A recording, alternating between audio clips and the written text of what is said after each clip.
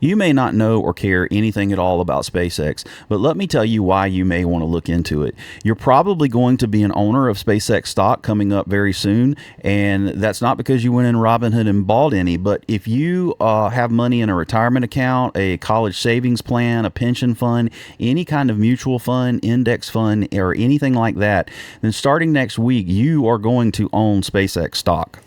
What that means is that SpaceX was fast tracked into the index so that they could access.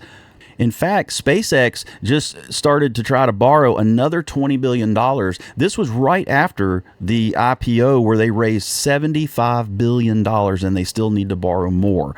So what's going to happen is now that SpaceX is on the NASDAQ 100, all of these index funds that track the NASDAQ 100, when people think about stocks, they generally think that if I haven't gone out and bought that stock, then I don't own it. But what you have to understand is that the mutual funds that your money is invested in, the fund managers are required to buy the companies that are listed on these indexes. And so what that means is starting next week, there's going to be a whole lot of money pouring into SpaceX stock that's coming from people that don't realize they're investing in SpaceX. And it's not necessarily a problem, except for the fact that one of the reasons that SpaceX decided to do this initial public offering is because they are burning through so much money every year, along with a lot of the other AI companies, that they're literally running out of places to borrow it from. The credit market is beginning to tighten up. You may hear on the news things about private equity, private credit, stuff like that. That is where a lot of these companies get a lot of their money that they use to build out this infrastructure.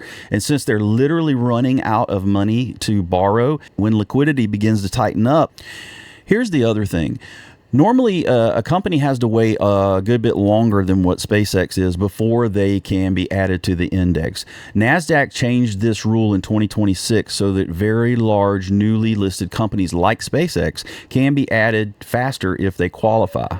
These fund managers are now going to be required to buy SpaceX stock under the rules of the fund. So what that means is millions of Americans starting next week are going to own shares in SpaceX, and the vast majority of them don't even know it.